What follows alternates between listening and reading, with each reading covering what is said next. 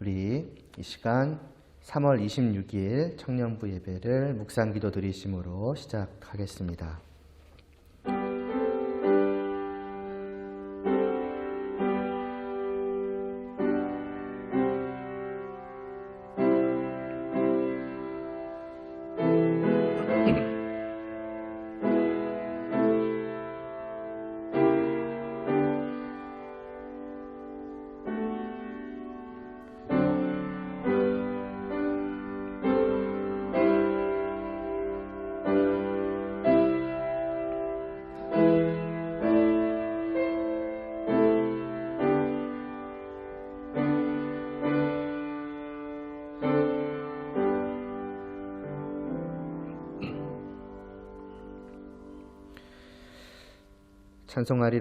찬송하리로다. 하나님 곧 우리 주 예수 그리스도의 아버지께서 그리스도 안에서 하늘에 속한 모든 신령한 복을 우리에게 주시되. 아멘. 하나님 아버지, 하나님께서 은혜로 부르신 저희들이 이렇게 그 하나님의 은혜를 받아 정말 어찌할 바를 모르는 마음으로 나와서 이 마음을 찬양과 경배로서 이 예배로서 하나님께 올려드리오니 하나님 기뻐 받아주시옵소서. 하나님께 예배드림이 하나님과 함께함이 하나님의 그 놀라운 사랑을 받고 또 그 하나님을 사랑할 수 있다는 것이 얼마나 복되고 또 귀한 것인지를 이 시간을 통해서 다시 한번 또 은혜 가운데 더욱더 깊이 저희로 경험케 하여 주시고 누리게 하여 주시옵시고 매일의 삶 속에서도 하나님을 정말 예배하지 않고서는 하나님을 향하지 않고서는 견뎌할 수 없는 그런 성도로서 살아갈 수 있도록 하여 주시옵소서.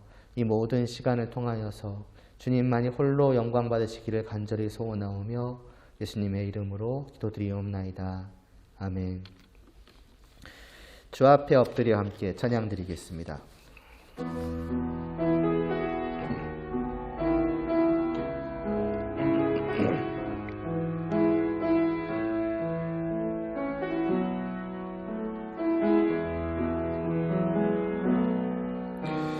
주 앞에 엎드려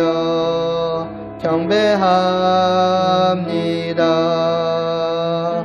오직 주께 주 경배합니다.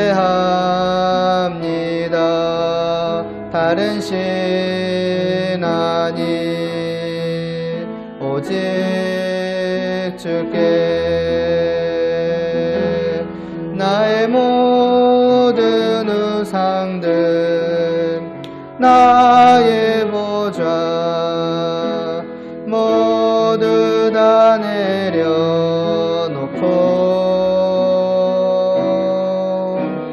주 앞에 엎드려 경배합니다. 오직 주께 한 번 더 찬양 드리겠습니다. 주 앞에 엎드려 경배합니다. 오직 주께 주 경배합니다. 다른 신 아니 오직 주께 나의 모든 우상들 나의 보좌 모두 다 내려놓고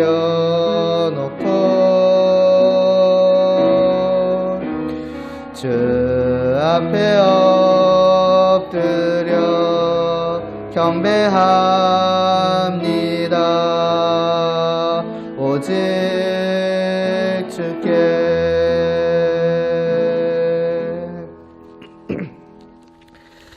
사도신경으로 우리의 믿음을 하나님께 고백하겠습니다. 전능하사 천지를 만드신 하나님 아버지를 내가 믿사오며 그 외아들 우리 주 예수 그리스도를 믿사오니 이는 성령으로 잉태하사 동정녀 마리아에게 나시고 본디오 빌라도에게 고난을 받으사 십자가에 못 박혀 죽으시고 장사한 지 사흘 만에 죽은 자 가운데서 다시 살아나시며 하늘에 오르사 전능하신 하나님 우편에 앉아 계시다가 저리로서 산자와 죽은 자를 심판하러 오시리라. 성령을 믿사오며 거룩한 공회와 성도가 서로 교통하는 것과 죄를 사하여 주시는 것과 몸이 다시 사는 것과 영원히 사는 것을 믿사옵나이다. 아멘. 우리 하나님은 너를 만드신 분 함께 찬양드리겠습니다.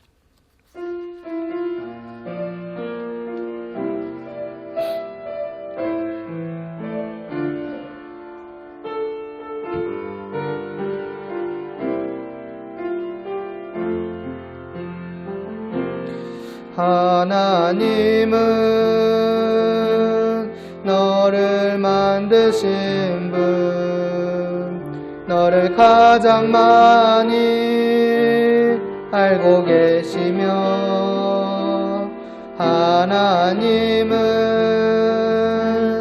너를 만드신 분, 너를 가장 깊이 이해하신단다.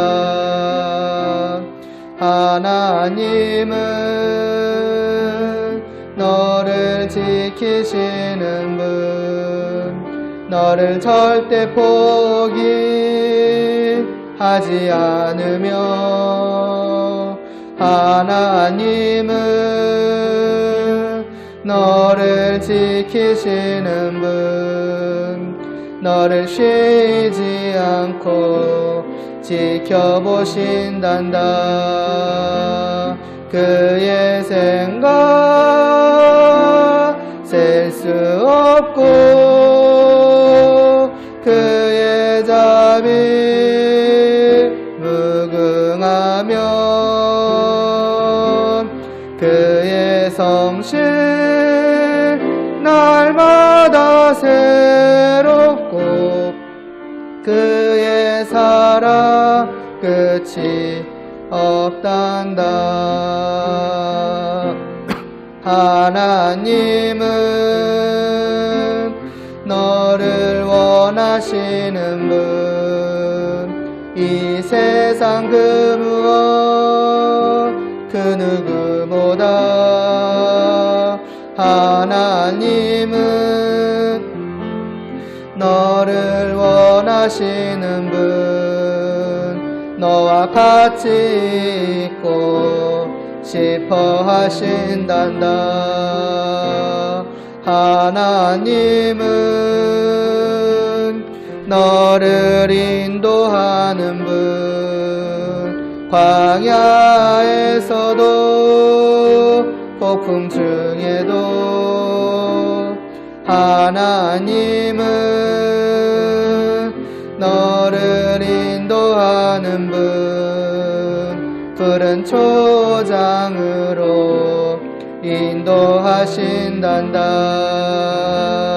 그의 생각 셀 수 없고 그의 자비 무궁하며 그의 성실 날마다 새롭고 그의 사랑 끝이 없단다.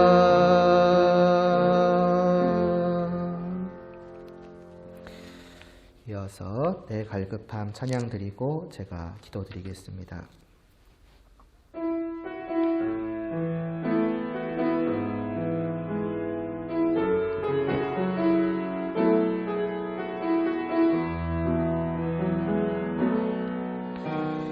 내 갈급함 어느 것으로 채울 수 없네. 내 갈급함 상한 나의 심령에 내 갈급함 부르짖는 소리 들으소서. 내 갈급함 주의 음성 들리네.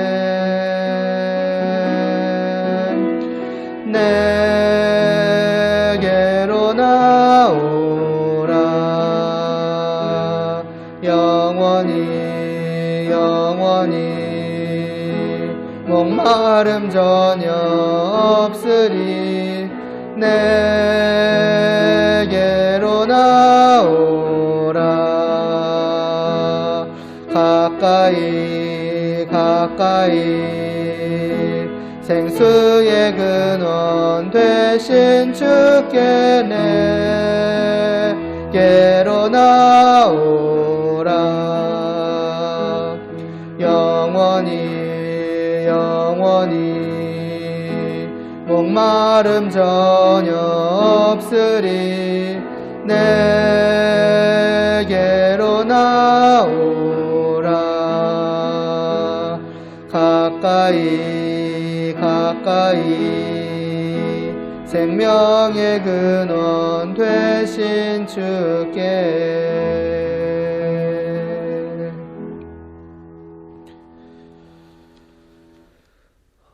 오직 우리를 창조하신 그 하나님과 함께함보다 더 복된 것이 없음에도 이를 알지 못하고 우리의 마음이 늘 그 무언가로도 채워지지 않는 그러한 갈증을 느끼며 살아가던 우리들에게 주님을 보내주시어서 하나님과 함께할 수 있게 하여 주시어서 우리의 모든 영혼의 갈증을 채워주시고 또 만족케 하여 주시고 복되게 하여 주신 은혜를 감사를 드리옵나이다. 이 하나님을 또 이 하나님의 은혜를 또 이 하나님 앞에서 본래 우리가 어떠하였는지를 이 시간을 통하여서 저희가 다시 한번 보고자 하오니 하나님 아버지 이 말씀이 저희들 심령에 깊이 박히게 하여 주시옵시고 이 말씀을 통해 저의 영혼이 살아나고 저의 영혼이 깨어나며 그래서 이전까지 보지 못하였던 우리의 모습을 보게 하여 주시고 주님을 찾고 구하게 하시고 영접케 하시고 완전히 새로워진 자로서 주님 안에서 하나님을 늘 바라보며 넘치는 기쁨으로 살아갈 수 있도록 은혜 베풀어 주시옵소서. 예수님의 이름으로 기도드리옵나이다. 아멘. 오늘 보실 말씀은 로마서 5장 12절에서부터 14절까지입니다.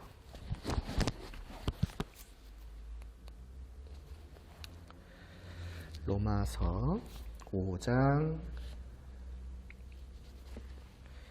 12절에서부터 14절까지 말씀.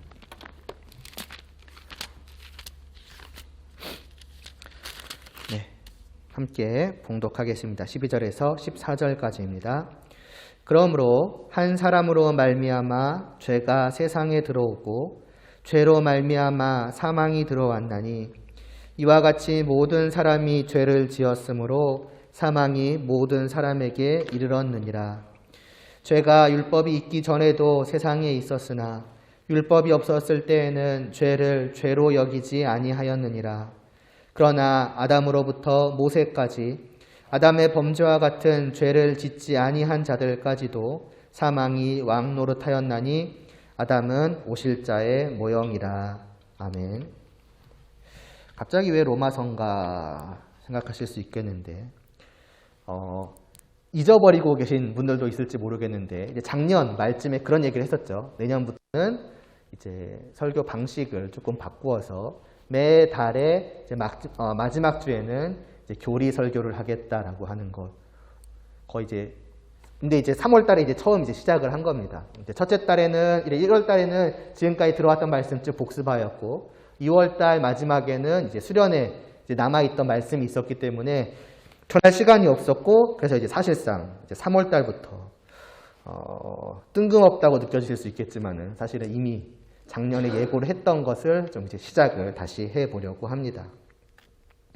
그러니까 어찌 보면 이제 청년부 안에서 지금 이제 세 가지 말씀을 전하고 있는 거죠. 수련회 때는 성경 창세기부터 쭉 해서 성경 전체가 어떠한 말씀인가, 성경 전체를 통해서 하나님께서는 우리에게 어떤 역사를 보여주고 계시는가 하는 성경 전체를 지금 우리가 보고 있고, 그러한 성경 가운데 우리가 한 권을 정해서 그 성경 전체의 말씀 중에서 좀 더 깊이 보아가고 있는 것이 우리가 에베소서의 말씀인 것이고, 그리고 오늘 매달의 마지막에 하는 것은, 그럼 그런 성경 전체를 통해서 결국 하나님께서 우리에게 무엇을 말씀하시고자 하는가? 조금 다르게 말하면은 성경은 그래서 그러니까 이 모든 역사에 대한 이 기록을 통해서 결국 하나님께서는 우리에게 무엇을 말씀하고자 하시는가를 체계적으로 순서대로 좀 정리해서 정리하신 분들 체계적으로 논리적으로 정리를 하신 거죠. 그 정리한 거의 순서를 쭉 따라가면서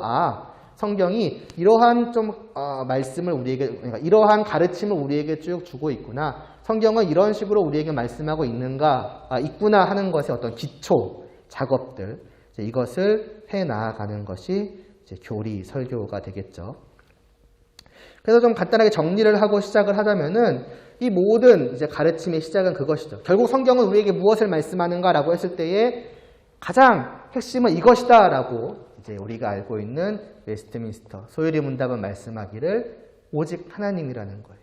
다시 말해서 사람에게 있어서 인생의 진정한 목표, 목적, 다르게 말하면은 우리가 무엇을 바라보고 무엇을 향하며 그것을 얻었을 때에 행복할 수 있는가, 그 중에서 가장 최고가 무엇인가 라고 할 때에 그것은 다름 아닌 하나님이다라고 하는 거죠. 모든 사람들, 교회 안이나 교회 밖이나 모든 사람들은 각각 자기만의 인생의 목적을 가지고 살아갑니다. 그래서 내가 저 끝에 다다르면은, 내가 목적했던 바 그것을 내 손에 넣으면은 나는 진정으로 행복해질 수 있을 것이다 라고 생각하면서 자기가 정한 목표를 따라서 걸어가는 거죠. 자기만의 인생 길을 각자가 걸어가는 것입니다. 근데 보면 되게 다르죠. 저 사람은 저렇게, 이 사람은 저렇게, 저 사람은 저 목적으로, 이 사람은 이 목적으로. 왜인가 라고 할 때에, 그것은 모든 사람들이 생각을 할 때에 우리에게는 어떤 정해져 있는 목표가 없다라고 생각하는 거죠. 내가 태어난 이유, 내가 이 세상에 존재하는 이유, 내가 살아가는 이유, 마지막 인생의 존재 이유, 인생의 가치, 그것이 어디 있는가? 그건 정해진 바가 없다고 생각을 하는 겁니다. 그러니까 내가 정하는 거죠. 내 인생의 목적, 내 인생의 가치, 내가 태어난 이유, 내가 존재하는 이유, 내가 정하며 살아가겠다. 그러나 성경은 분명하게 말씀하는 거죠. 그렇지 않다라고요. 정해져 있지 않은 것이 아니다. 모든 사람들, 누구나 빠짐없이 모든 사람에게는 단 하나의 분명히 그가 존재하는 이유, 살아가야만 하는 분명한 목적이 있으며 그것을 얻었을 때의 진정으로 행복한 것이고 그 삶이 진정으로 말하자면 가치 있는 삶이라고 할 수 있는데 그것이 무엇인가? 하나님께 있다는 거예요. 하나님을 말하자면 즐거워하고 하나님께 영광을 돌리는 것. 곧 하나님을 바라보며 하나님을 위하여 살아가는 그 삶이 가장 복된 삶이다라고 말씀을 하시면서, 그러나 그것은 단순히 어떤 기계적으로 살아가는 삶이 아니라 그냥 내가 어떤 일꾼처럼 일을 하기 위해서 태어난 것인가, 그것이 아니라 하나님을 즐거워하라는 거예요. 다시 말해서 하나님을 바라보며 하나님을 위하여 살아가는 그 삶은 하나님을 위하는 것일 뿐만이 아니라 나 자신을 위하는 것이기도 하다. 그것이야말로 내게 있어서 가장 큰 즐거움을 주는 것이다. 그러니 이것이야말로 가장 복된 것이다 라고, 그게 우리가 존재하는 이유이다 라고 말씀을 하는 겁니다. 이러한 어떤 대전제를 주는 거예요. 이런 정해진 제일 큰, 맞으면은 뭐라고 말해요? 대전제라고 할게요. 그걸 딱 일단은 받고 시작을 하는 거예요. 이거다라고. 그러나 다만 그것만으로는 납득할 수가 없겠죠. 당연히 나오는 질문은 왜 그거냐는 거예요.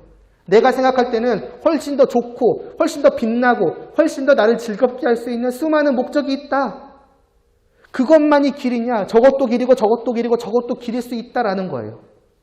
그러니까 만일 그렇다면은 정말로 그것만이 단 하나의 오직 유일한 참된 목적이요, 목표요, 의미요, 가치요, 행복이라고 한다면 그에 합당한 이유가 있어야 될 거 아니냐라는 질문이 나올 수밖에 없겠죠.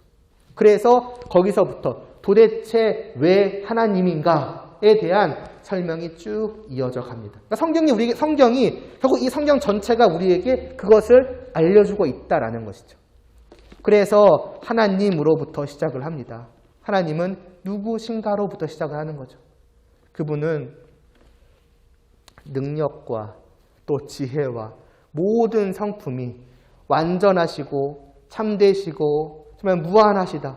그분의 존재 자체도 그분은 영이신 분이시기 때문에 우리처럼 어떤 이 육적인 한계가 있는 것이 아니라 말 그대로 무한하신 분이시며, 크기라고 생각을 해보면 그 크기에 있어서도 사람과 비할 바가 못 되시며, 나아가서 그분 안에 있는 모든 것들, 능력도 지혜도 그 모든 좋은 성품도 하나님은 그냥 비교할 수 없다. 그러니까 무한하다는 거다.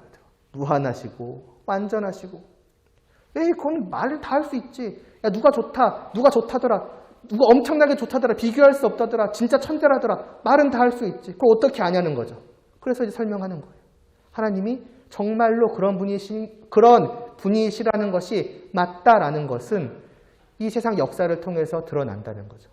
그러니까 하나님은 그냥 가만히 계셔서 야, 나는 대단해, 내가 최고야, 나를 찬양해라고 하시는 것이 아니라 그 자신이 어떠함을 말 그대로 그냥 뿜어내시는 분이세요. 종종 태양의 비유를 들지 않습니까? 그 태양은 그 자체로 자신의 빛남을 마음껏 뿜어내는 것처럼 하나님께서도 그 자신이 어떤 분이신가, 말하자면 얼마나 빛나는 분이신가, 성경적으로 말하자면 얼마나 영광 되신 분이신가라고 하는 것을 아낌없이 그 존재 자체로 뿜어내신다는 거예요. 그거를 잘 보여주는 것이 하나님의 창조로부터 시작이 된 것이죠. 창조 전에 하나님은 이미 처음부터 끝까지 그 모든 역사에 대한 계획을 다 세우셨고 그것을 실제로 이루어가기 시작을 하시는데 그것의 시작이 이 세상을 창조하신 일이죠. 하나님의 그 입술로부터, 사람으로 비유하자면 하나님의 입술로부터 온 세상 우주 만물이 창조되었어요. 그래서 시편 8편이 정확히 기억이 안 나는데 시편 8편에서는 그런 말을 해요. 그 시편 기자가, 그 시편을 지은 분이 이렇게 쭉, 그때는 이제 뭐랄까, 공기도 이제 맑지 않았겠습니까? 그러니까 밤 하늘을 쭉 보는 거예요. 그러면서 거기에 있는 별들, 달들, 이런 것들을 보는 거예요. 광대한 그 자연 앞에서 자신의 그 작음을 보았죠. 근데 중요한 건 자신의 작음을 본 게 중요한 게 아니라 그 광대한 자연 앞에서 곰곰이 묵상을 하면서 저 모든 것이 어디서 왔는가? 그렇구나. 저 모든 것이, 시편기자는 그렇게 표현해요. 하나님의 손가락에서. 맞으면 저거 하나님의 창조물이구나. 이 광대한 온 우주 만물, 저 하늘의 별과 달도 다 하나님이 지으신 것인데 도대체 하나님은 얼마나 크고 놀라우신 분이신가? 라고 하면서 그 앞에서 내가 얼마나 작은 존재인가를 묵상하게 되는 거예요. 하나님과 어떤 자신을 비교하는 거죠. 하나님의 크심과 자신의 작음을 이 우주 만물을 바라보면서 정말 깊이 느끼면서 찬양을 하는 그런 시편도 있습니다. 하나님은 그런 분이시라는 거죠. 그리고 그렇게 창조하신 온 세상 모든 것을 하나님은 그냥 창조만 하시고 나 잘 지었지? 야, 이 정도면 만족스럽다. 기뻐하시고서 다 했으니까 이제 끝 하고 내버려 두시는 것이 아니라 또한 하나님은 그 지혜로 그리고 크신 사랑과 은혜로 이 모든 것들을 돌보시죠. 그것을 하나님의 섭리라고 합니다. 다스림이라고 합니다. 그 하나님의 다스림은 어떠한 것이었는가? 그걸 가장 잘 보여주는 것이 사람이었어요. 하나님은 사람에게 다가오시어서 뭐 하십니까? 말씀하시죠. 그냥 말하는 게 아니에요. 나와 언약을 맺자는 거예요. 나와 관계를 맺자는 거죠. 신해산 언약식에 대한 말씀도 드리지 않았습니까? 말하자면 일종의 결혼과 같은 거예요. 너는 나와 특별한 관계가 되자는 거예요. 사람 입장에서는 말도 안 되는 거죠. 그 아까 시편 기자 얘기를 들었지 않습니까? 온 세상 이 해와 달과 별들 모든 것들이 하나님의 손에서 나오는데 그 하나님께서 뭐 하시냐? 이 사람을, 나를 도대체 내가 무엇이길래 이렇게나 아끼시나이까라는 고백이 나옵니다. 하나님같이 크고 광대하신 분이 이 작고 보잘것없는 나를 아무 신경을 쓸 필요가 없으신데 그냥 지나가다가 눈길만 살짝 주셔도 사람 입장에서 엄청나게 하나님이 내게 눈길을 줬어. 마치 우리가 연예인 눈길을 받는 것처럼 말이죠. 그 이상의 비교할 수 없는 그런 어떤 감격이 사람에게 있을진데 하나님 잠깐 지나가시다가 딱 눈초리만 보는 그 정도가 아니라 어찌나 이 사람을 생각하시는지 그를 하나님의 형상으로 창조하신 거예요. 하나님의 영광을 담은 존재로 만드셨다는 거예요. 도대체 사람이 무엇이길래 주님 이렇게까지 우리를 사랑하시나이까? 라는 그런 감격스러운 고백이 나오는 것처럼 하나님은 사람을 특별한 존재로 창조하시고 그게 먼저 다가오시고 우리가 언약을 맺어주시는 거예요. 그것이 첫사람 아담과 하와였었죠. 아담아, 너는 나와 언약을 맺자. 나와 특별한 관계가 되자. 그래서 너는 이 선악을 알게 하는 나무 열매를 먹지 말라. 먹으면 죽을 것이다. 어떤 공포 정치가 아니에요. 먹으면 죽으라. 먹으면 죽을 거야. 또 조심해. 그 얘기를 하는 게 아니에요. 먹지 말라는 거예요. 먹지 않으면은 너는 죽지 않고 영원히 이 나와 함께 사랑하면서 이 하나님의 나라에서 살아가게 될 것이다라는 놀라운 축복의 약속인 것이죠. 결혼 약속인 거예요. 쉽게 생각하면 결혼 반지를 껴주고 이 반지 이제 빼지 마. 이제 너는 나와 함께 영원히 이 특별한 관계로서 살아가는 거야. 마치 그 얘기를 하는 것과 같은 거예요. 그러니 하나님의 사랑과 은혜가 어떠하냐 하는 것이었죠. 그런데 우리가 지난번 마지막에 봤던 건 여기서부터 시작입니다. 그런데 이 하나님과의 관계가 어떻게 되었냐는 거죠. 지속되지 않았다는 거예요. 왜요? 하나님의 마음이 변하셔서 야, 내가 너한테 좀 관심을 가졌는데 나같이 대단한 존재가 너같이 별 볼 일 없는 것과 살아간다는 건 아무리 생각해도 말이 안 된다. 이 관계, 이 결혼은 끝이야. 마치 그 드라마에서 보는 것처럼. 그런 게 아니었죠. 오히려 사람이 결혼 반지를 빼서 던져버립니다. 선악을 알게 하는 나무 열매를 먹어요. 하나님과 함께하는 것이 뭐가 좋냐? 내가 하나님이 되면 되는 것 아닌가라고 반역을 오히려 꿈꾸죠.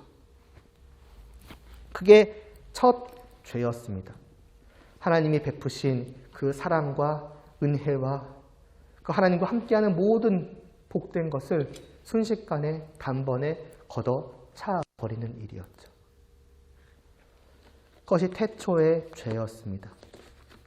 어찌 보면 인류의 역사는, 죄의 역사는 그렇게 시작이 된 거였어요. 그리고 이제 오늘 우리가 보는 말씀은 뭐냐? 그 제목, 뭐야? 뭐라리? 잠깐만요. 제일 앞에 보여주실 수 있나요? 오잉? 헐, 죄송해요. 제일 앞에 제목 나와 있거든요. 여기를 수정을 안 해놨네? 죄송합니다. 그 한 사람으로 말미암은 죄의 결과가 어쨌냐는 거예요. 그냥 생각을 해보면은 아담이 죄를 지었기 때문에 아담과 하나님과의 관계가 끝장났습니다. 아담은 벌을 받아 죽었습니다. 그 아담의 죄의 결과는 아담에게만 미치는 것이 당연해 보이죠. 그럼 이제 그 뒤는요. 아담으로부터 태어난 우리 각 사람들. 오늘 우리는 그 아담의 죄와는 전혀 관계없습니다. 나는 이제 개인적으로 다시 하나님과 관계를 맺으며 살아가면 되는 건 아닙니까? 라고 생각할지 모르겠지만은 그렇지 않다라는 것을 성경은 우리에게 보여줍니다. 5장 12절 보실래요? 오늘은 좀 여기만 보는 게 아니라 좀 몇 군데 좀 볼게요. 5장 12절 보면은 그러므로 한 사람으로 말미암아 죄가 세상에 들어오고 죄로 말미암아 사망에 들어왔다고 하죠. 이게 아담의 죄에 대한 얘기예요. 아담이 죄를 짓기 전까지는 이 땅에 죄라는 것은 없었어요. 하나님은 그냥 이 세상을 창조하시니까 중립적으로, 그러니까 좋지도 나쁘지도 않게 죄도 선도 없는 그런 무인 상태로 지으신 것이 아니라 오직 하나님 보시기에 좋게 지으셨어요. 말하자면은 선하고 바르고 죄 없이 죽음 없이 그런 복된 세상을 하나님은 만드셨는데 그 세상을 아담이 망쳐놓은 거죠. 말하자면 새하얀 도화지와 같이 빛나는 거기에 그냥 검은 것을 확 뿌려버린 것과 마찬가지인 거예요. 그 아담이 죄를 들여왔고 죄의 결과는 사망이죠. 그 사망에 대해서 나중에 말씀을 드릴게요. 아무튼 아담이 이것을 시작을 합니다. 그러니까 어떻게 됩니까? 그 뒤에 보면은 이와 같이 모든 사람이 죄를 지었으므로 사망이 모든 사람에게 이르렀다고 해요. 그 뒤로 이어지는 모든 인류는 어떻다고 합니까? 그들도 다 아담과 같은 죄를 지었다는 거예요. 말하자면 하나님께 죄를 짓는 것이죠. 그 죄의 결과는 말할 것도 없이 사망입니다. 모든 죄에 대한 대가는 언제나 동일해요. 끝은 죽음이라는 거예요. 그게 지은 죄에 합당한 벌이라는 거죠. 잘못한 그 죄에 대한 알맞은 만큼의 심판이 그것이라는 거예요. 그러면 생각을 해보는 것은 여기서 아담은 단지 그 죄의 어떤 시초의 역할만 했느냐는 거예요. 말하자면은 그 전까지는 죄를 알지 못하던 세상, 그러니까 그 뒤에 예를 들어서 아담 이후에 태어난 사람들이 이제 있다고 한다면은 그 전까지 사람들은 죄에 대해서 전혀 몰랐는데 아담이 죄를 짓고 나니까 저렇게도 살 수 있구나. 죄라는 것이 있구나. 그럼 나도 죄 지을래. 나도 죄 지을래. 그런 식으로 단순히 아담은 그냥 어떤 모범적인, 죄에 대한 모범적인 사람이 되어서 그 뒤를 그냥 따르기끔만 한 것인가? 그 정도의 책임만 있는 것인가? 라고 할 때에 그렇게 생각하기 힘든 것은 여기 보시면은 모든 사람이 죄를 짓고 모든 사람이 죽었다고 해요. 단순히 아담이 그냥 모범으로서만 존재한다면은, 그러니까 이런 길도 있어, 나 따라와, 그 정도의 어떤 인물이었다고 한다면은 분명히 다른 길로 가는 사람들도 있었을 거란 말이에요. 왜 그렇게만 가? 나는 하나님을 바라보며 살아가는 게 더 좋아 보이는데 나는 이 길로 갈래. 할 수 있었을 거잖아요. 근데 예외가 없다는 게 너무 이상하죠. 모든 사람이 누구도 예외 없이 다 같이 아담과 같은 죄를 지으며 살아갔고 그래서 죽는다는 거예요. 죽었다는 거예요. 이것은 아담이 그냥 죄란 것이 이런 것이야 라고 보여주기만 한 사람은 아니라는 것을 암시해주고 있는 것이죠. 그리고 그것은 분명히 우리의 어떤 추측만이 아닙니다. 아담의 그 좀 더 특별한 영향이 있는데 14절 말씀을 보세요. 14절 말씀에 보면 이렇습니다. 그러나 아담으로부터 모세까지 아담의 범죄와 같은 죄를 짓지 아니한 사람들, 그러니까 아담처럼 자기 의지로 나는 하나님과 함께하지 않을 거야, 나는 하나님과의 관계를 끊을 거야 라고 자기 스스로 죄를 짓는 사람들, 그걸 이제 좀 어려운 말은 자범죄라고 합니다. 자기가 짓는 죄라고 생각을 하면 돼요. 자기 의지로. 그런 죄를 짓지 않는 사람도 죽음을 맞이했대요. 무엇을 의미합니까? 죄를 짓지 아니한 그 사람들도 그 안에 무엇이 있다는 것을 의미하냐면 죄가 있다는 거예요. 그러니까 단순히 내가 죄를 지어서 내 죄 때문에만 죽을 수밖에 없는가? 심지어는 그런 것이 없다 할지라도 그는 죽을 수밖에 없는데 죽을 수밖에 없는 이유는 언제나 한 가지야. 죄 때문에. 죄가 없으면 죽음이 없으니까. 근데 죽는다? 죄가 있다는 거예요. 말이 안 되죠. 그 사람을 말할 수 있을까? 만일 그런 사람이 있다면. 아니 나는 죄를 지은 적이 없는데 왜 내가 죄 때문에 죽어야 합니까? 추측할 수 있는 건 하나죠. 모든 사람들에게. 심지어 자기가 원해서 죄를 짓지 않는 어떤 죄악된 마음, 행동을 하지 않은 그 사람 속에도 뭐가 있느냐? 죄가 있다는 거예요. 그건 결국 무엇입니까? 아담으로 말미암은 영향은 단순히 모범 그 이상이었다는 거죠. 아담으로 말미암아서 아담이 죄를 지은 그 순간 그 아담은 단순히 이 세상에 죄가 있다는 것을 보여주기만 하는 것이 아니라 그로부터 태어난 모든 사람들을 다 죄를 가진 존재로 만들었다는 거예요. 그래서 시편 51편에 이런 말씀이 나옵니다. 찾아봅시다. 시편 51편 5절 말씀을 보시면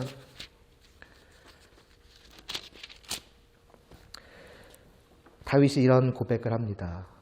시편 51편 5절을 보시면 내가 죄악 중에서 출생하였으며 어머니가 죄 중에서 나를 잉태하였나이다 라고 합니다. 죄 가운데 태어났다는 거예요. 그게 그 말입니다. 나는 이미 죄를 가진 채로 죄 안에 있는 상태로 태어났다. 그러니까 그는 이미 태어나면서부터 아니 이미 그 뱃속에 있을 때부터 죄인이라는 거예요. 왜? 나를 낳으신 분이 죄인이니까. 그럼 그 사람이 이 다윗의 엄마가 특별히 나쁜 사람이었기 때문에 특별히 죄인이었기 때문에 아니라는 거죠. 그냥 사람은 기본적으로 다 날 때부터 죄인이라는 거예요. 그래서 욥기 14장 4절에 보면은 누가 깨끗한 것을 더러운 것 중에서 나을 수 있겠습니까? 라는 말을 합니다. 뭐냐? 죄인에게서 나올 수 있는 것은 죄밖에 없다는 거예요. 죄인에게서 태어난 모든 사람들은 죄인일 수밖에 없다는 거예요. 죄인 가운데에서 죄가 아무것도 없는 새하얀 그런 의로운 사람이 나올 수 있다? 그런 것은 없다는 거예요. 그래서 우리가 아까 다시 로마서로 돌아갈게요. 로마서 그 5장 이제 우리가 14절까지 보지 않았습니까? 그 로마서 5장 뒤쪽 15절에 보면은 한 사람의 죄로 말미암아서 그냥 들으셔도 돼요. 찾으시면서 한 사람의 죄로 말미암아서 많이 죽었다라고 말을 하고 또 그 뒤에 5장 19절 말씀을 보면은 한 사람이 순종하지 아니함으로 많은 사람이 죄인 되었다라고 합니다. 그러니까 그로 말미암은 거예요. 그러니까 아담이 직접적으로 모든 사람에게 영향을 끼친 거예요. 죄인으로 만든 겁니다. 아담으로 말미암아서. 그래서 고린도전서 15장 22절은 아담 안에서 모든 사람이 죽었다라고 말을 하는 거예요. 무엇이냐?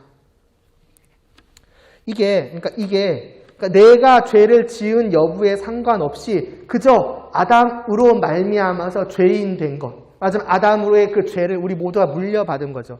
이거를 원죄라고 합니다. 처음부터 가지고 태어나는 죄. 아담으로. 우리의 인류에 시초된 아담으로 말미암은 죄 말이죠. 왜 그런가? 어떤 DNA적인가?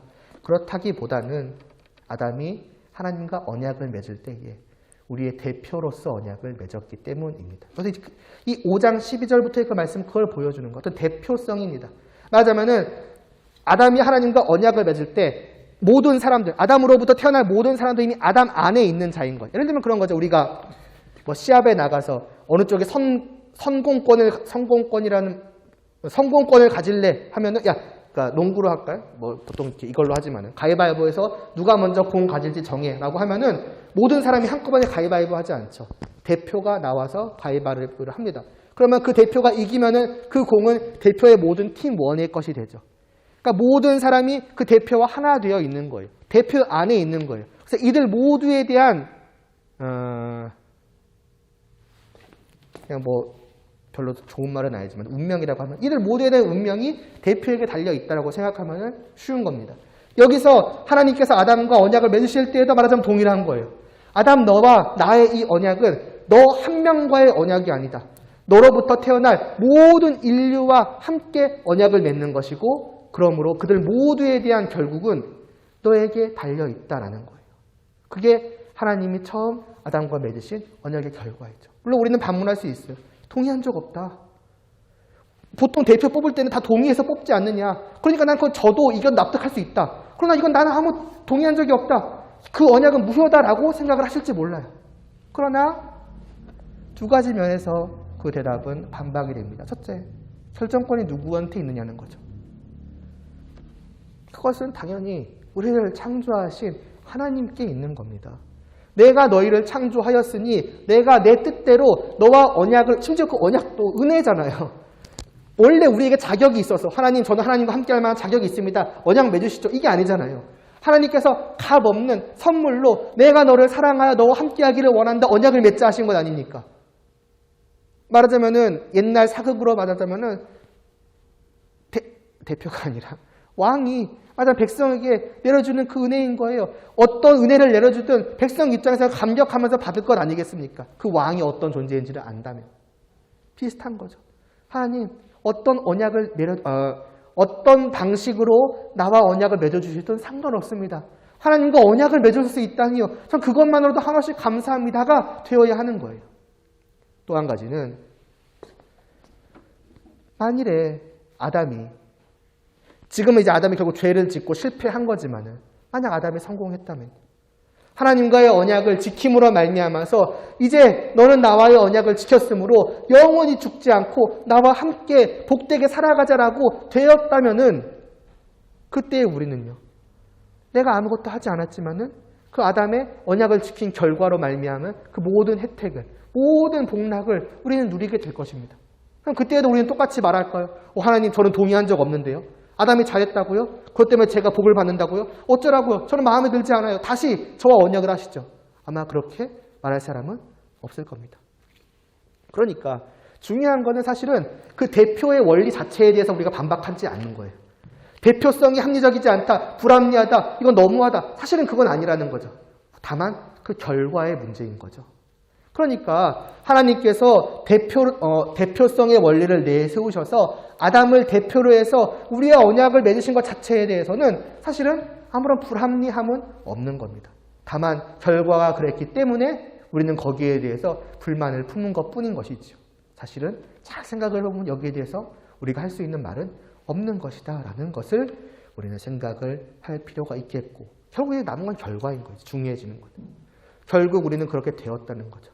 아담의 죄로 말미암아서 우리 모두는 죄인이 되었고 죄인이 되었기 때문에 내가 죄를 짓든 짓지 않든 우리는 죽임을 당할 수밖에 없는 자들이 되었다. 아담 때문이다. 아담 저 나쁜 새끼. 그렇게 될 것인가? 그렇지 않죠. 물론 아담에게 일차적인 책임은 분명히 있죠. 그러나 5장 12절 말씀 보지 않았습니까? 이와 같이 모든 사람이 죄를 지었다고요. 다른 사람 생각할 필요 없습니다. 나를 생각해 보면 돼요. 그래서 너는 아무런 죄를 짓지 않았느냐? 너에게는 정말 아무런 책임이 없느냐? 아니, 우리가 살아가면서 살아가는 모든 삶 속에서 우리는 끊임없이 죄를 지었어요. 다시 말해서 결국 우리는 아담 때문에 죽는다라고 말할 수 있겠지만은, 물론 그것도 있겠지만은 결국 우리의 죽음은 내 죄의 결과라는 거예요. 내가 하나님 앞에서 날마다 죄를 지은 결과로서 하나님 저를 죽을 수밖에 없는 사람입니다. 심판받을 수밖에 없는 사람입니다. 마지막 날에 만일 하나님 앞에 가게 된다면은, 그러니까 죄인인 채로 가게 된다면은 그렇게 말할 수밖에 없을 것입니다. 그날 그 앞에서 하나님 죄 때문이에요. 저기서는 저 아담 때문이에요라고 말한다면은 아마 하나님께서 우리 앞에 내놓으실 그 우리의 죄의 몫들은 정말 무한하게 많을 것이고, 그날에 아마 우리는 그저 고개를 숙이고 입을 닫고 있을 수밖에 없을 것입니다. 그게 우리의 상태예요. 죄인 되었고 사망이 주어질 수밖에 없는. 그래서 우리는 비참한 자라고 성경은 말씀하는 거죠. 우리가 그것을 깨닫든 깨닫지 못하든.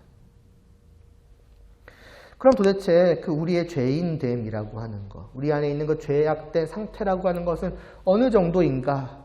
또 도대체 무슨 죄냐? 아까부터 죄 말하는데 난 그렇게까지 잘못한 적이 없는 것 같다. 죽을 만큼 나쁜 죄? 지은 적이 없는 것 같다 생각이 되겠지만 한번 생각을 해보죠. 죄인됨의 심각성과 뭔 죄인가? 사실 이미 많이 들어왔습니다. 성경은 우리의 그 아담으로 말미암아서 더러워진 우리의 상태에 대해서 분명하게 말하기를 그야말로 새까맣다라고 합니다. 아까까지죠. 로마서 3장에서는 그런 말을 해요. 3장 10절에서는 의인은 하나도 없다. 의인은 없나니 하나도 없다라고 말해요. 의로운 사람, 그 안에 의라고 하는 것, 올바른 것, 좋은 것, 선한 것이 그 안에 있는 사람 단 한 명도 없다. 모든 사람은 죄인이다. 그건 뭐냐? 오직 죄로 가득 차 있다는 거예요. 그래서 우리가 보았던 에베소서 2장 3절 말씀 혹시 기억하십니까? 제가 봉독을 할게요. 에베소서 2장 3절에 이렇게 말해요. 전에는 우리도 다 그 가운데서 우리 육체의 욕심을 따라 지내며 육체와 마음에 원하는 것을 하여 다른 이들과 같이 본질상 진노의 자녀이었다고 합니다. 말하자면 내 생각대로 사는 거예요. 내 뜻대로 사는 거예요. 그 모든 것이 다 죄라는 것이죠. 우리는 언제나 내 뜻대로 살 뿐이고 그 나의 모든 뜻은 죄밖에 없다. 그것이 우리의 모습이었다라고 하는 것입니다. 아까 말했던 수많은 인생길을 가는 사람들 각자 거기에 대해서는 나쁘고 좋고 선하고 뭐하고 그런 판단을 내리지 않겠죠. 그러나 그 모든 삶은 다 하나님 앞에서 죄악된 길로 가는 삶이다. 그러니 그들은 가장 자기가 생각하는 가치 있는 것을 붙잡는다고 생각하지만 그렇지 않다는 것이지요. 말 그대로 철저하게 완전하게 사람은 타락했고 부패하고 도화지로 말하자면 새하얀 점 하나 보이지 않는 새까만 그 안에서 어떤 새하얀 것이 나올 만한 가능성이 요만큼도 있지 않은 완전한 죄인인 것이 바로 우리 사람이다. 이런 것을 좀 전적 타락이라는 어려운 말도 쓰기는 하지만 그냥 의미는 분명합니다. 철저하게 더러워져 있는 사람. 이게 우리의 모습이다. 그래서 로마서 6장 17절 말씀은 이러한 우리를 가리켜 죄의 종이라고 말을 해요. 죄의 종이에요. 주인이 시키는 대로밖에 할 수 없는 게 종인데 우리는 죄가 시키는 대로 밖에 할 수 없다는 거죠. 우리는 생각해요. 난 누가 시켜서 한 적 없는데 억지로 한 적 없는데 모든 것을 내가 원해서 했는데 그게 다 죄인 거예요. 내가 원해서 나는 기꺼이 어찌 보면 눈치채지도 못하고 그냥 죄의 종 노릇을 쭉 하면서 살아가고 있는 것이죠. 이런 우리를 에베소서 2장 1절은 허물과 죄로 그래서 죽어있는 자라고 말하는 거예요. 살아있는 모습이 아예 없는. 살아있는데요. 그래서 옛날에 비유로 들었잖아요. 좀비와 같은 거라고. 좀비와 같이 살아있을 뿐 진정한 의미에서의 삶이라는 것, 하나님 앞에서 진정으로 살아있는 그 영혼의 모습이라는 것은 아예 없다는 거죠.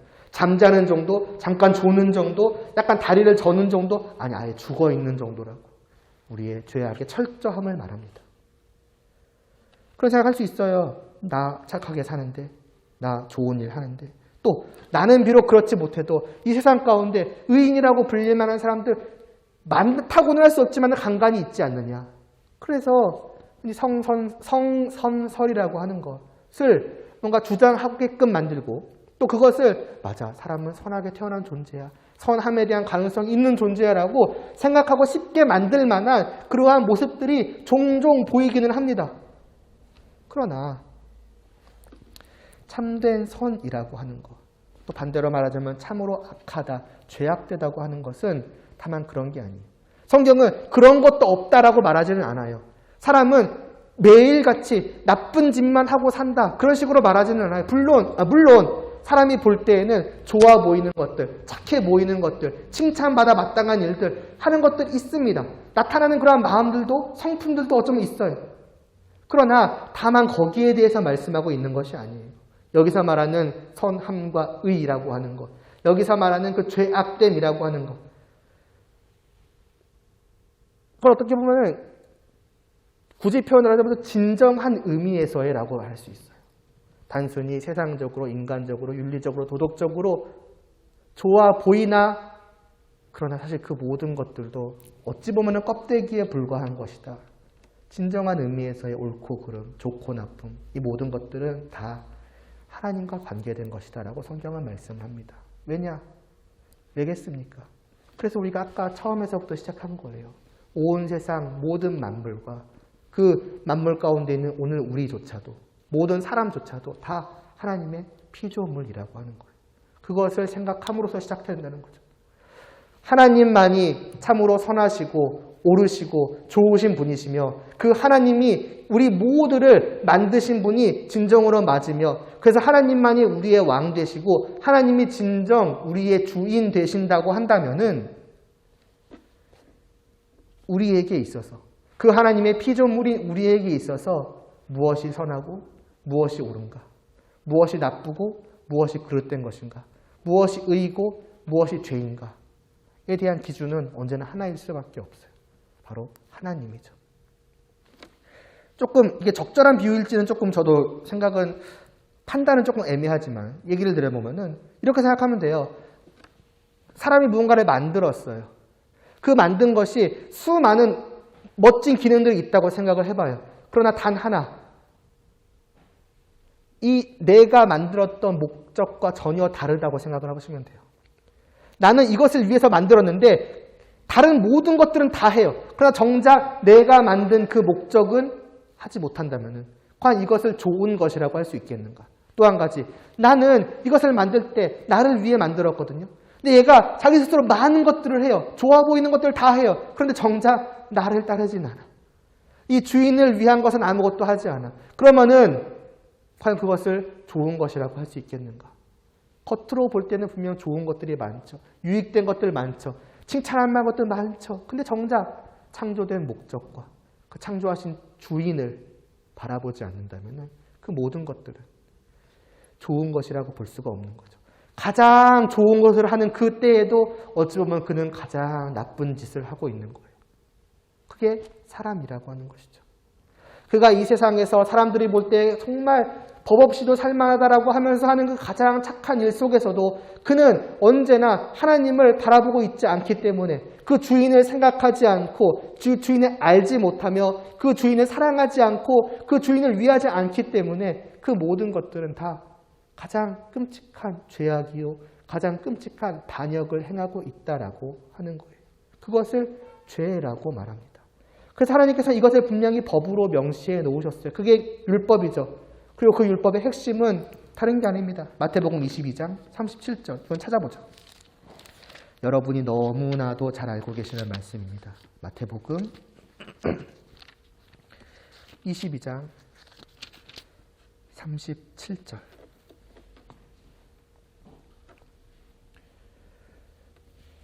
이것입니다.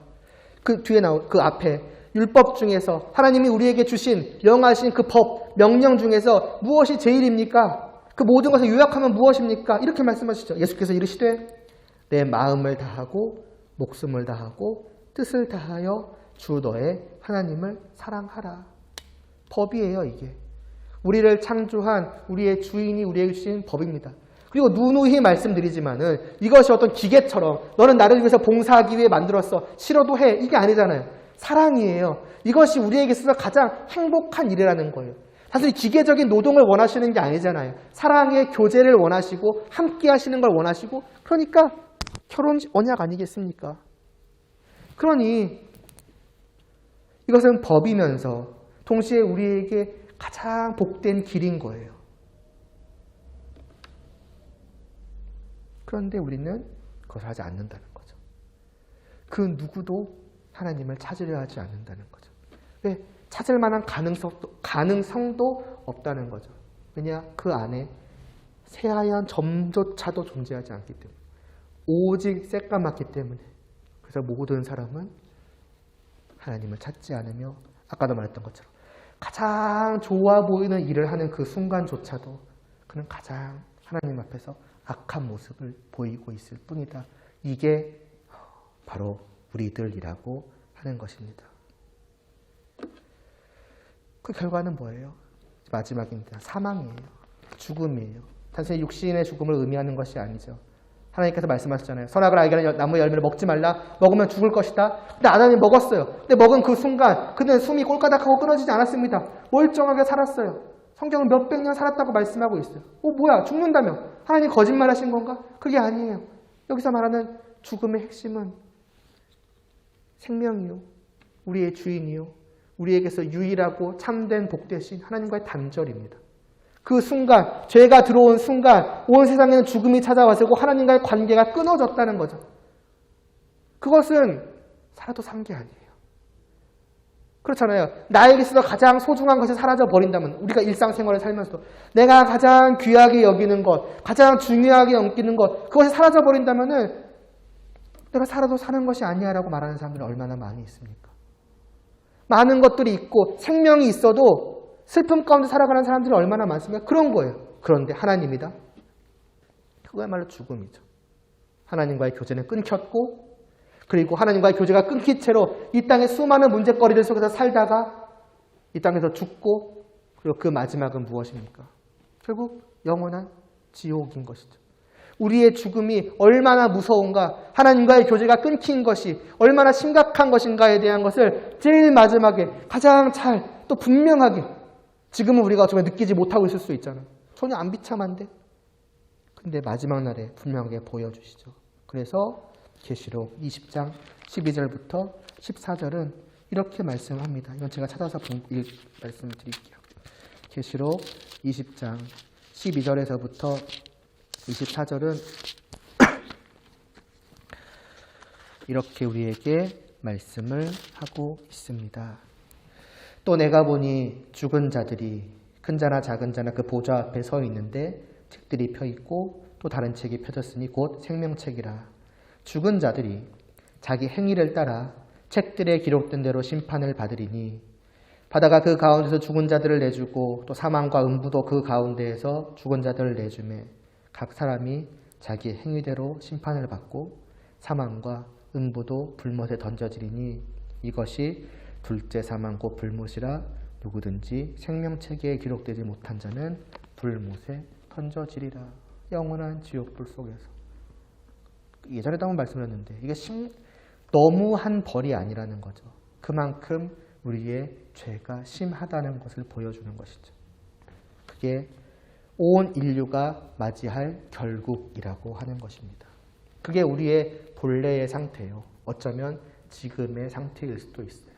여전한 죄악으로 여전한 하나님과의 관계가 끊어진 그 비참함 속에 살면서 심지어는 그것이 비참한 줄도 모르고 나는 나만의 목적을 위해서 내가 생각하는 최고의 행복을 위해서 걸어갈 거야. 저것을 얻기만 하면은 나는 가장 행복해지겠지. 또 얻은 사람들은 내가 이것을 마침내 얻었으니까 내 인생은 정말 만족스러운 거야. 나는 정말 잘 살아왔구나. 그렇게 살아가겠죠. 그러나 그 끝에 분명하게 보여지게 될 것입니다.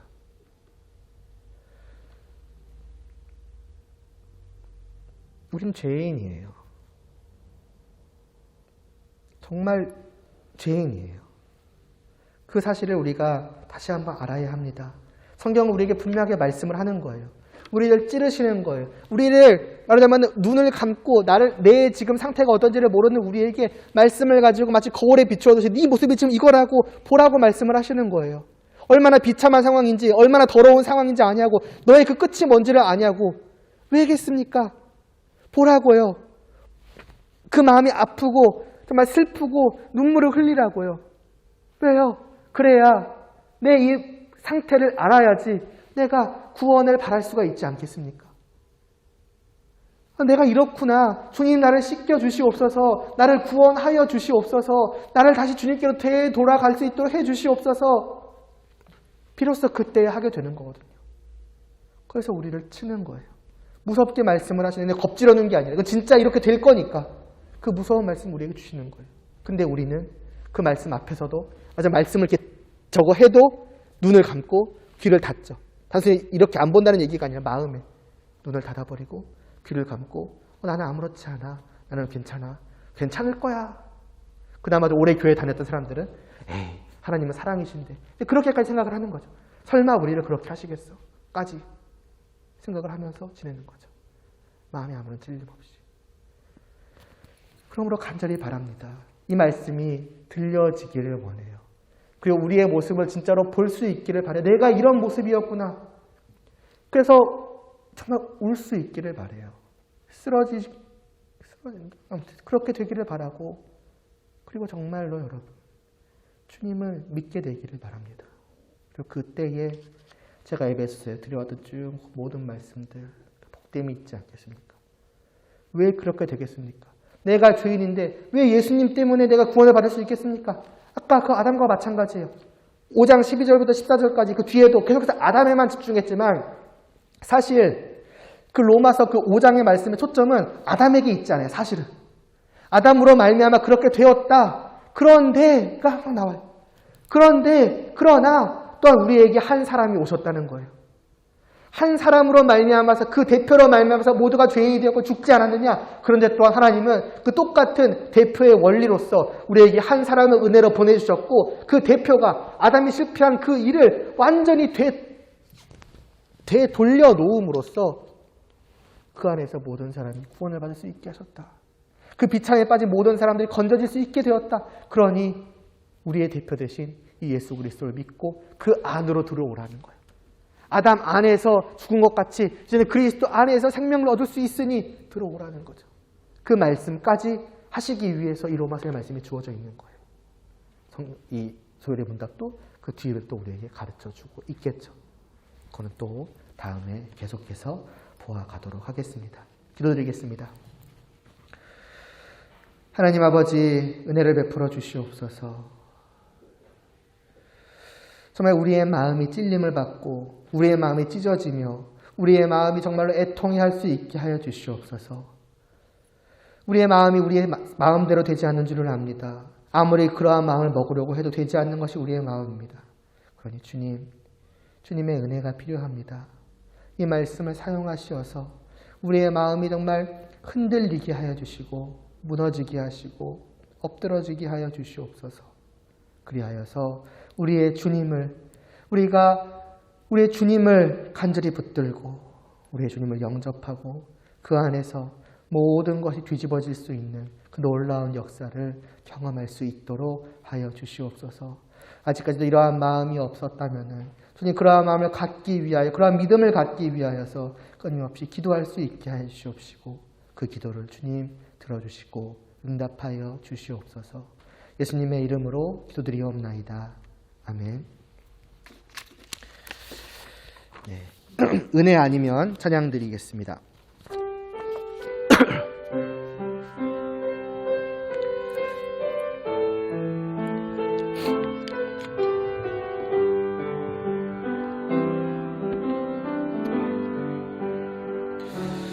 어둠 속 헤매이던 내 영혼 갈 길 몰라 방황할 때에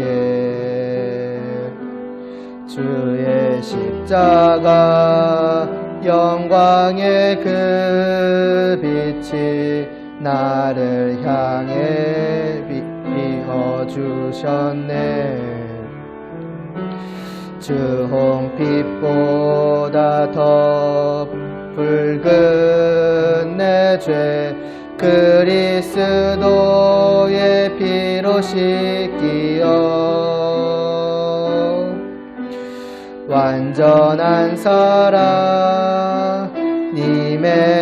은혜로 새 생명 주께 얻었네. 은혜 아니면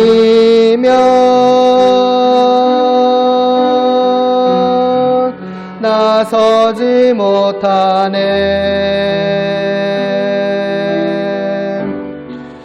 나가의 그 사랑 능력 아니면 나서지 못하네. 은혜 아니면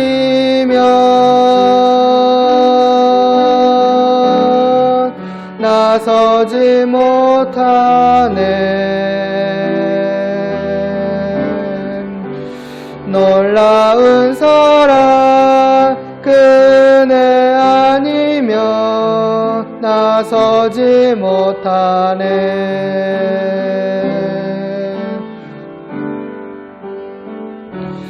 나의 노력과 의지가 아닌 오직 주님의 그 뜻 안에서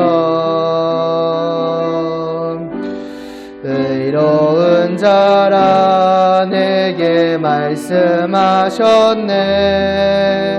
완전하신 그 은혜로 은혜 아니면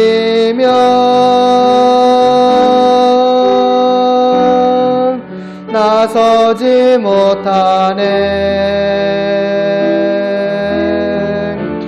십자가의 그 사랑 능력 아니면 나서지 못하네. 은혜 아니면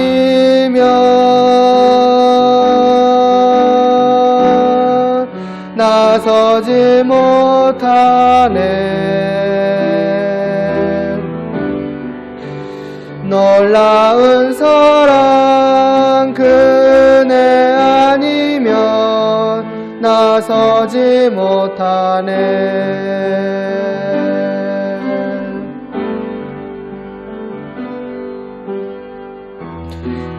이제 나 사는 것 아니요 오직 예수 내 안에 살아계시니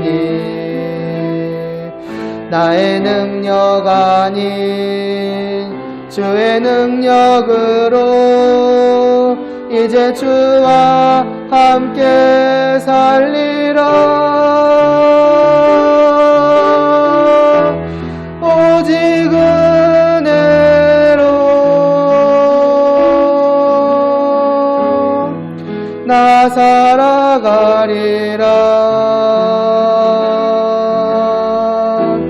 십자가의 그 사랑 주의 능력으로 나는 서리라.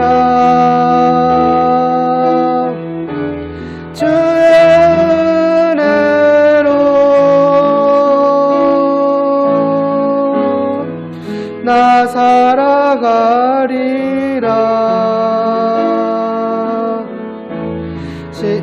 십자가 사랑 그 능력으로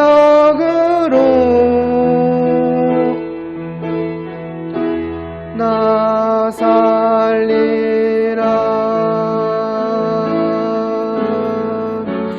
주 은혜로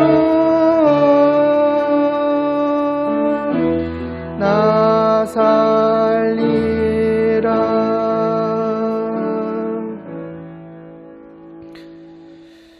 함께 주기도문 드리심으로 예배 마치도록 하겠습니다. 하늘에 계신 우리 아버지여, 이름이 거룩히 여김을 받으시오며 나라에 임하옵시며 뜻이 하늘에서 이루어진 것 같이 땅에서도 이루어지이다. 오늘날 우리에게 일용할 양식을 주옵시고 우리가 우리에게 죄 지은 자를 사하여 준 것 같이 우리의 죄를 사하여 주옵시고 우리를 시험에 들게 하지 마옵시고 다만 악에서 구하옵소서. 대개 나라와 권세와 영광이 아버지께 영원히 있사옵나이다. 아멘.